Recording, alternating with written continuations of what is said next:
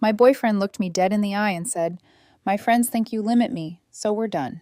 And I just stared at him for maybe 3 seconds before I replied, "Cool, then go join them." The silence that followed was so thick you could cut it with a knife, because his entire friend group was sitting right there at the table, watching this unfold like it was some kind of reality TV finale they'd been waiting for. Their faces changed in sync. Smug confidence first, then confusion, then shock. Like they'd rehearsed the scene where I begged, where I cried, where I got exposed, where I finally proved the version of me they'd been whispering about for months. Instead, I gave them nothing. And in that moment, I understood exactly who had really been running my relationship for the past 6 months. My name is Lena Carter. I'm 28. I'm a cybersecurity analyst, which basically means I spend my life looking at patterns, tiny inconsistencies, subtle shifts, small signals that other people ignore until they become disasters. I don't panic. I don't spiral. I observe. I verify. I act. That's also why people who don't know me love to label me as emotionally unavailable, because I don't perform feelings like a stage show. I don't post my relationship like a campaign. I'm the kind of woman who shows up on time, remembers important dates without needing reminders, asks how your day went, and actually listens to the answer. I'm the one who notices when you're quieter than normal and doesn't demand an explanation like I'm owed one. I just stay close enough for you to tell me when you're ready. Apparently, in certain circles, that makes me cold, or worse, controlling. Ryan and I met 2 years ago at a coffee shop downtown. I was sitting by the window with my laptop open, finishing a security audit for a client that thought password 123 was an acceptable defense strategy. Ryan was across from me reading a book about minimalism, a pencil tucked behind his ear, like he'd just stepped out of a design studio. He looked up, caught me staring at the cover, and said, "It's not as annoying as it looks." I laughed because it absolutely looked annoying. We started talking about how people complicate their lives just to feel busy, how most problems don't need dramatic solutions, just honest ones. He told me he was studying graphic design, working part-time, trying to build a portfolio. He had this calm energy that felt rare in a city full of people performing ambition. Our first year together was genuinely good because we communicated like adults. We had our own lives, but we made time for each other. When something bothered us, we talked it through. No games, no silent treatment, no audience. He moved into my apartment after 8 months, and it was smooth in the way real compatibility is smooth, quietly, naturally, without the constant need to convince anyone. We split chores by skill, not by some fake fairness checklist. I handled the bills and anything that required scheduling.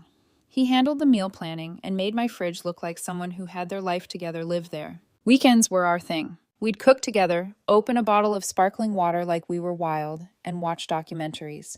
We had this running joke that we must look painfully boring to other people. "Imagine us at a club," he'd say, dead serious. And I'd reply, "We'd last 6 minutes before complaining about the sound quality." He'd grin and pull me closer, and I'd think, this is it. This is the kind of steady people spend years trying to find. Then Ryan got a job as a production assistant at a podcast called Living Your Truth. At first, I was proud of him. He'd been hustling for months, sending out applications, doing freelance design work, doubting himself in that quiet way people do when they're afraid to hope too hard. So when he came home waving the offer email like it was a lottery ticket, I hugged him so tight he actually laughed and said, okay, oxygen. I meant it when I told him I was happy. I meant it when I said I'd support him. I didn't realize what I was supporting. The shift started small, so small I almost dismissed it. New phrases began showing up in his vocabulary like they'd been downloaded overnight. Emotional labor. Red flags. That doesn't serve me. One night, he walked into the apartment, dropped his bag by the door, and said, "We need to talk about boundaries." I was on the couch, laptop open, finishing a report. I looked up and said, "Okay, what's wrong?" He didn't sit next to me. He sat across from me, like we were in a negotiation. Then he pulled out his phone and started reading from notes. Actual notes. I just stared at him, waiting for the punchline that never came. He read things he'd written down during a recording. Lines about toxic patterns and unhealthy dynamics, and what control can look like in subtle ways. When he finally stopped, he looked at me like he'd handed me evidence. I said carefully, "Which of those things have you actually seen in our relationship?" He went quiet. Not thoughtful quiet. Caught quiet. Then he shrugged and said, "I'm just trying to be proactive."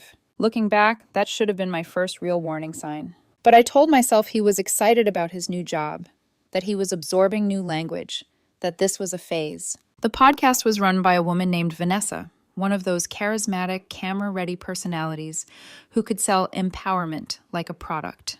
On paper, her mission sounded great, helping people recognize manipulation and stand up for themselves. In reality, the show's formula was turning normal relationship friction into abuse narratives. Every episode followed the same pattern: anonymous submissions, worst possible interpretation, applause for walking away. He wanted to discuss the budget before buying a new car, financial control. He asked you to text when you got home safe, monitoring. He fell asleep after a 10-hour shift, emotional withholding. Their audience ate it up because it made them feel powerful to see red flags everywhere. Ryan started inviting me to live recordings twice a month at a downtown venue.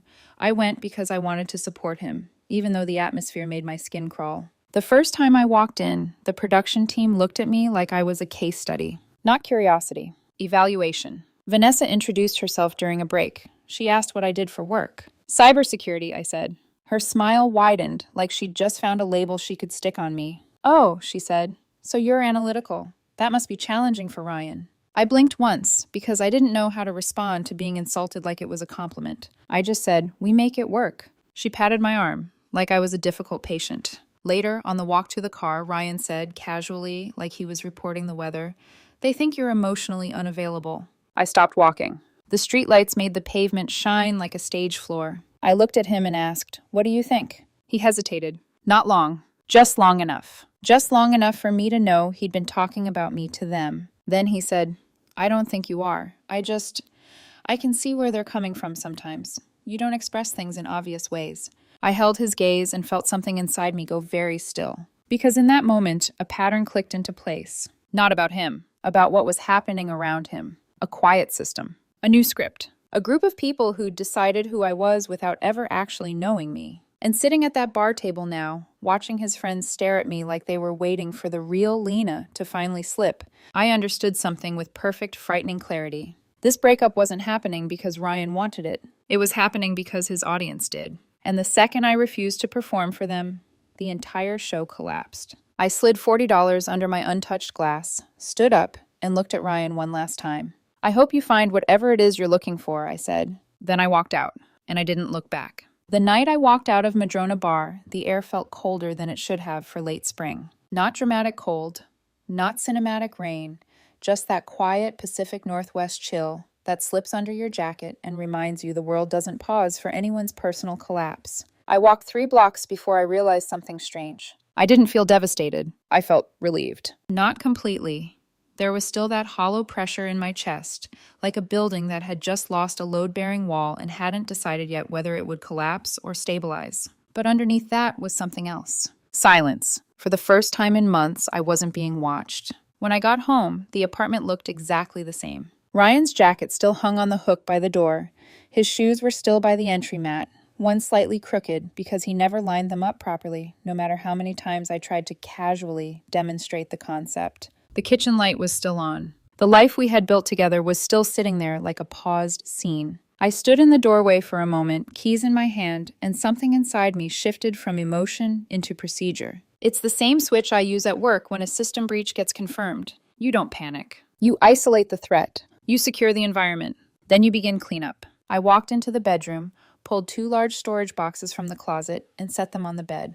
Then I started packing. Every piece of Ryan's clothing. Every pair of shoes, his sketchbooks, his tablet, the coffee mug with the chipped rim he refused to throw away because it was aesthetic. 2 years of someone's presence reduced to careful stacks. I didn't rush. I didn't cry. I just moved methodically through the apartment like I was documenting a scene. The night before the bar, I had accidentally opened his iPad on the couch and seen what he never meant me to see.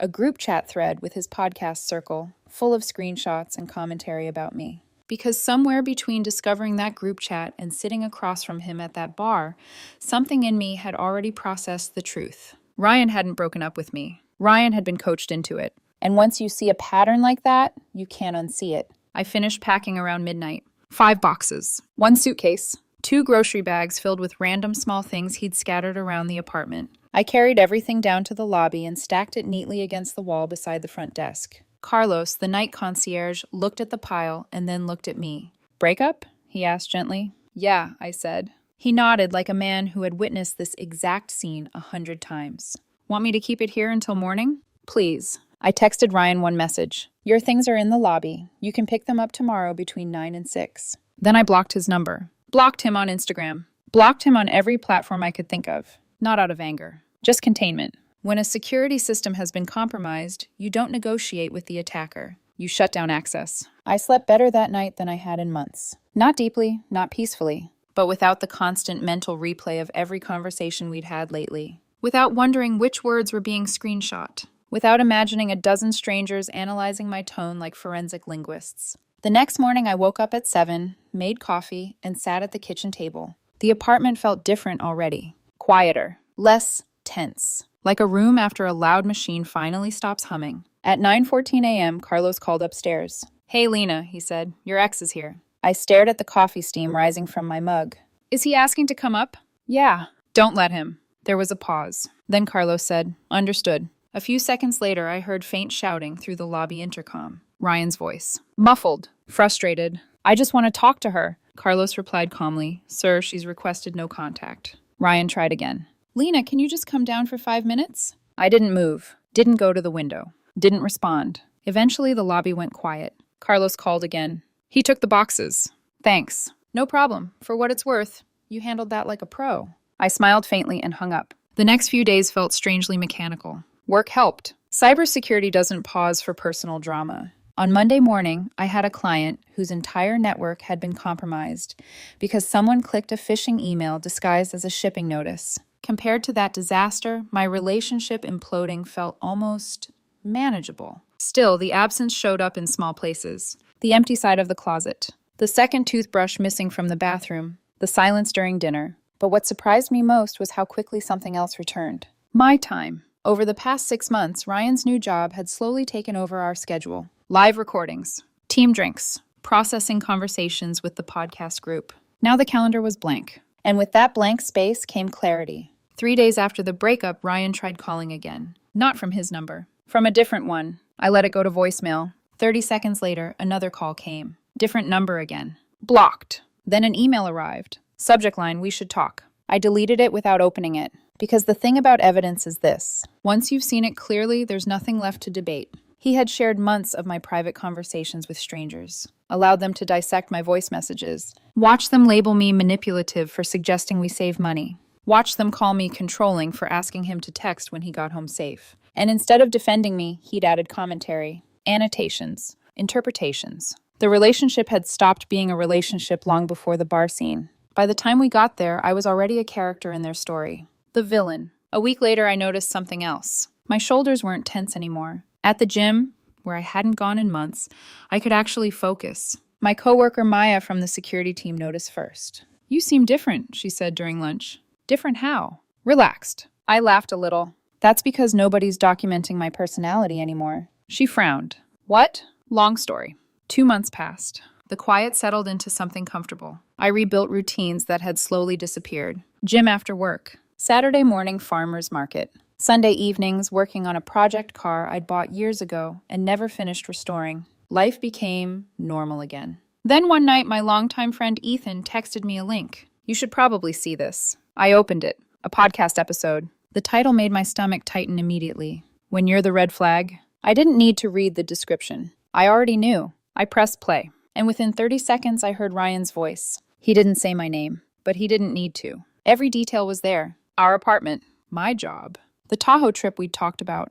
Only in his version, I was something else entirely. A master manipulator. A woman who controlled his schedule. Isolated him from friends. Made him question his own reality. I listened to the entire episode without stopping. Not because I believed it, but because I needed to understand the narrative they'd built. And when it ended, I sat there in silence. Then I did something very simple. I opened the folder on my laptop labeled Evidence. Inside were the screenshots from that iPad. Hundreds of them. Time-stamped. Annotated. Proof of exactly how the story had really been created. And for the first time since the breakup, I realized something important. Ryan and his podcast friends thought they'd controlled the narrative. They thought the audience would only hear their version. But narratives have a funny weakness. They collapse when people start comparing them to reality. And judging by the comment section already filling under that episode, reality was starting to fight back. For the first 24 hours after that podcast episode went live, I didn't do anything. I didn't comment. I didn't message Ryan. I didn't try to defend myself.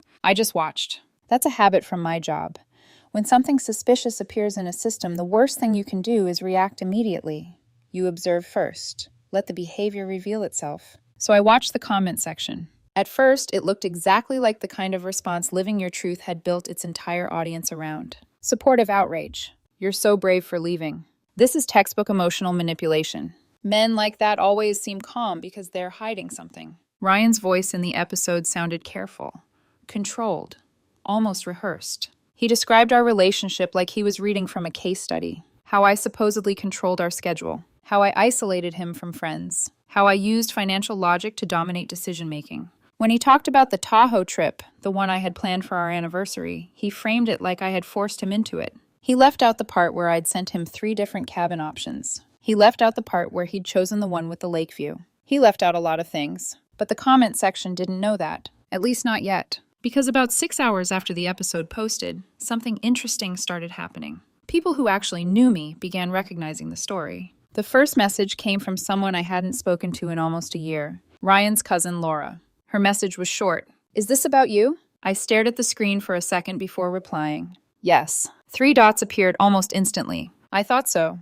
This doesn't sound right. Then another message came, this time from an old coworker who had met Ryan a few times at company events. "Hey, someone sent me a podcast clip. Are they talking about you?" By the end of that evening, I'd received 7 messages. Different people, different parts of my life, all asking the same thing. And every single one of them had the same tone, confusion. Because the version of me in that podcast episode didn't match the person they knew. That's the problem with building a narrative around someone who exists in the real world. Eventually, the real world answers back. The next morning, something happened I definitely hadn't predicted. My company's HR department emailed me. Subject line, request for clarification. Someone had contacted the company directly claiming that a podcast episode described one of their employees in connection with manipulative behavior. I opened the message calmly. "Hi, Lena. We've been contacted by an external party regarding a podcast episode that appears to reference an employee of ours in connection with alleged manipulative behavior within a personal relationship.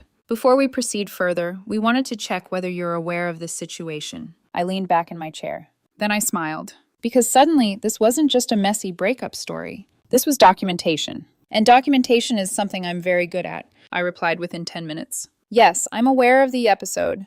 The situation involves my former boyfriend and a podcast production team that had access to private messages he shared without my consent. I have evidence documenting the full context if needed." 2 minutes later, my manager called. "Hey, Lena," he said carefully. "I'm guessing this is complicated?" That's one word for it. HR just forwarded your message. They want to understand what's going on before anyone jumps to conclusions. That's fair. So, is there evidence? I opened the folder on my desktop again. More than enough. We scheduled a short meeting that afternoon. When the call started, HR expected a vague explanation. What they got instead was a timeline. Screenshots. Metadata. Timestamps showing exactly when my messages had been sent, when they'd been screenshot, and when they'd been posted in that group chat. The Ryan Support Squad thread looked even worse when presented outside the bubble of their podcast ideology. My text labeled isolation attempts. My suggestion that we save money instead of taking an expensive vacation labeled financial control. A photo of me making breakfast one morning, apparently evidence of dismissive body language. Halfway through the presentation, the HR representative stopped taking notes and just said quietly, "This is disturbing." I shrugged slightly. I thought so too. By the end of the meeting, they thanked me for providing context and assured me that from the company's perspective, the podcast claims had no credibility, which meant the one thing Ryan and his friends probably hadn't considered had already happened. Their story had left the internet and entered the real world. Meanwhile, the podcast episode kept spreading. Views climbed past numbers they'd probably never seen before. But the comment section had changed. The first crack appeared under a pinned comment praising Ryan's bravery. Someone replied, "Wait, he says she isolated him, but also says she encouraged him to go out with his coworkers constantly? That doesn't make sense." Another person wrote, "Why is every example just normal relationship stuff?" Then someone else pointed something out that made me laugh out loud. "So she's controlling because she asked him to text when he got home safe?" The replies underneath multiplied. Within 2 days, the comment section looked like a courtroom where the audience had suddenly started cross-examining the witness. People began revisiting older episodes of Living Your Truth, and they started noticing something. The stories always followed the same structure: anonymous partner, ambiguous behavior, worst possible interpretation, instant validation. No nuance, no questions, just applause for leaving. Once people saw the pattern, they couldn't unsee it. And patterns, once exposed, spread faster than narratives. Sponsors began quietly disappearing from the podcast page. Ad reads stopped appearing in new uploads. One brand publicly commented under the episode, "We are reviewing our partnership with the show." That comment alone gathered thousands of likes. I still didn't say anything publicly, didn't post, didn't respond, didn't release the screenshots, because the truth was already doing the work. And the more they tried to defend their narrative, the more obvious the cracks became. 2 weeks later, Ryan tried contacting me again, this time through email. The subject line was different. "Can we talk?" I opened it. The message was only 3 sentences long. "Things are getting out of control online. Vanessa says people are twisting the story.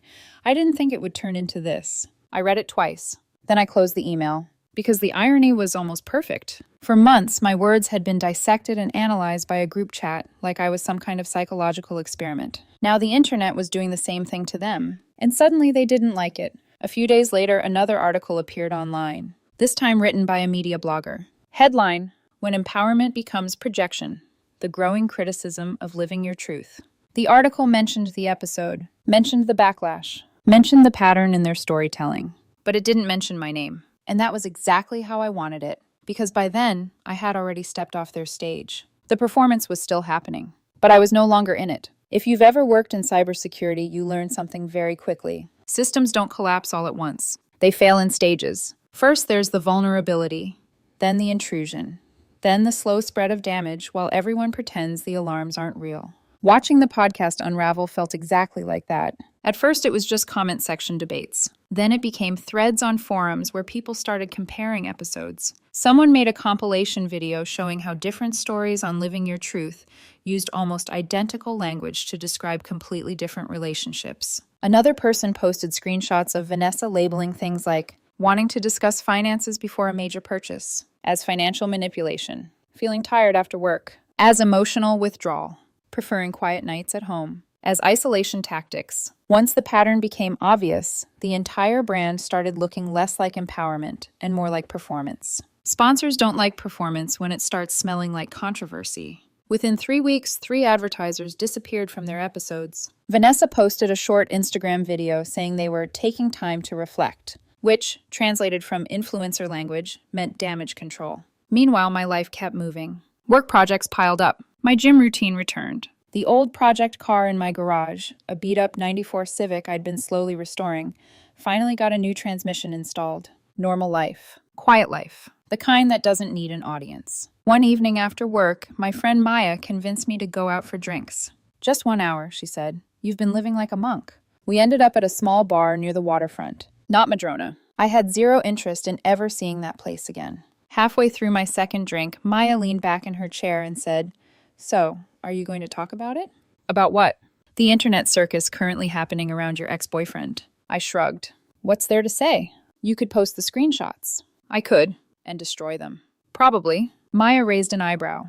"Then why not?" I took a sip of my drink before answering. "Because revenge is still participation." She blinked. That sounded way too philosophical for someone who works with firewalls. I smiled slightly. Think of it this way. They built a whole show based on turning people into villains. If I jump in and start fighting publicly, I'm still playing their game. So you're just letting it burn? Exactly. The funny thing about fires is that they consume their own oxygen. If you stop feeding them, eventually there's nothing left. Maya studied me for a moment. "You're weirdly calm about all of this." I already processed the worst part. "What was that?" "The group chat." She nodded slowly. "Yeah, that would do it." We changed the subject after that. Talked about work, movies, Maya's disastrous attempt to learn rock climbing. By the time I got home, the whole podcast drama felt distant again. Until the next morning. Because the next morning I woke up to a message that made everything slightly more complicated. It was from someone whose name I hadn't seen in months. Emily Walker, Ryan's ex-girlfriend. I stared at the notification for a long moment before opening it. The message was simple. "Hey, Lena. This might be weird coming from me, but I listened to that podcast episode, and I think we need to talk." My first reaction was suspicion. Not because Emily had ever been rude to me. She hadn't. But because the timing was strange. Ryan and Emily had dated years before I met him. Their relationship ended badly, according to Ryan. He'd described it as emotionally exhausting. Said she had a habit of twisting situations. I'd never met her in person, only heard stories. And those stories had always been told from Ryan's perspective. Now suddenly she was contacting me. Curiosity beat hesitation, I replied. About what? Her response came almost instantly. About the way Ryan tells stories. I felt a small chill run through me. Can you meet sometime today? She added. I checked my calendar. Lunch break was open. There's a cafe near my office, I wrote. 1 p.m. She sent a thumbs up. The entire morning passed slowly. Not because I was nervous, because my brain kept running through possibilities. When someone new enters a narrative this late, there are usually only two explanations. Either they're bringing clarity, or they're bringing more chaos. At 12:58, I walked into the cafe. Emily was already there. I recognized her immediately from old photos. She looked different than I expected. Ryan had always described her as dramatic, emotional, unpredictable. The woman sitting across from me looked calm, composed. She stood when she saw me. Lena? Emily. We shook hands awkwardly and sat down. For a moment, neither of us spoke. Then she sighed. I'm going to start with something strange, she said. Okay. I owe you an apology. That wasn't what I expected. For what? I asked. For believing Ryan's version of our breakup when we were together. I leaned back slightly. You mean the one where you were manipulative? She laughed softly. Yeah, that one. Silence settled between us again. Then she reached into her bag and pulled out her phone. I didn't contact you just to say sorry, she said. She turned the screen toward me. On it was a familiar logo, Living Your Truth. But this time it wasn't the episode about me. It was an older one, months old. Emily tapped the play button, and a voice filled the cafe. Ryan's voice, telling a story about an ex-girlfriend who had been controlling, manipulative, emotionally exhausting. My stomach dropped because the details sounded very familiar. Emily looked at me quietly. Recognize the pattern yet? She asked. And in that moment, something clicked into place that made the last 6 months suddenly look very different. Ryan hadn't just been influenced by the podcast. He'd been using it to rewrite history. And I had a feeling I wasn't the first person he'd turned into a villain. For a few seconds after Emily stopped the audio, the cafe felt strangely quiet. Not silent. There were still the normal sounds of dishes clinking, the espresso machine hissing behind the counter, someone laughing at a table near the window. But inside my head, everything had gone very still. Because the story Ryan had just told on that podcast episode months before the one about me was almost identical. Different names, different details, same structure, same conclusion. I looked at Emily. How long ago was that recorded? About 8 months after we broke up, she said. That timeline landed somewhere heavy in my chest. 8 months. Which meant that by the time Ryan and I met, the narrative about Emily had already been circulating, already polished, already accepted by an audience. What exactly happened between you two? I asked. Emily didn't answer immediately. She stirred her coffee slowly, like someone deciding how much truth to release at once. Then she said, Do you remember how he describes you? Logical, distant, controlling through structure? Yeah, that's how he described me too. I frowned slightly. You don't seem like that. She smiled faintly. That's because I'm not. I'm a pediatric nurse. Ryan had once described Emily as someone who couldn't handle emotional complexity. Nurses literally deal with emotional complexity for a living. What happened? I asked again. Emily exhaled. At first, things were good. Ryan is very good at the beginning stage of relationships. I nodded slowly. He's attentive, she continued, observant. He notices small things about you and remembers them. Yeah. He asks questions that make you feel understood. Also true. But after a while, she said, something shifts. She tapped the table lightly with one finger. Ryan doesn't like losing control of the narrative. I felt a flicker of recognition. What do you mean by that? If something goes wrong in the relationship, he doesn't process it like most people. How does he process it? By rewriting it. The words hung between us. He creates a story, Emily said. One where he's the reasonable one, the calm one, the victim of someone else's emotional instability. I thought about the podcast episode again. How carefully he'd framed everything, how he'd removed context, how he'd rearranged events. And the podcast gave him the perfect platform, Emily added. You think he planned that? No, she said quickly. I don't think he planned it from the beginning. But once he realized the show rewarded those kinds of stories, she lifted one shoulder. He adapted. I sat back in my chair. The cafe suddenly felt warmer than before. So the episode about you, same formula, Emily said. He described normal disagreements and labeled them manipulation. What kind of disagreements? She laughed softly. You'll like this one. Apparently, I was controlling because I asked him to help clean the apartment after I worked a 12-hour hospital shift. I blinked. That's it? That's it. What did the podcast say about it? That it showed a pattern of domestic expectation pressure. I stared at her. That's not even a real term. Emily shrugged. Didn't stop them from using it. For a moment, we both just sat there absorbing the absurdity. Then I asked the question that had been forming in my head since she first messaged me. Why contact me now? Emily looked directly at me. Because I recognized the story. You mean the episode about me? Yeah. And?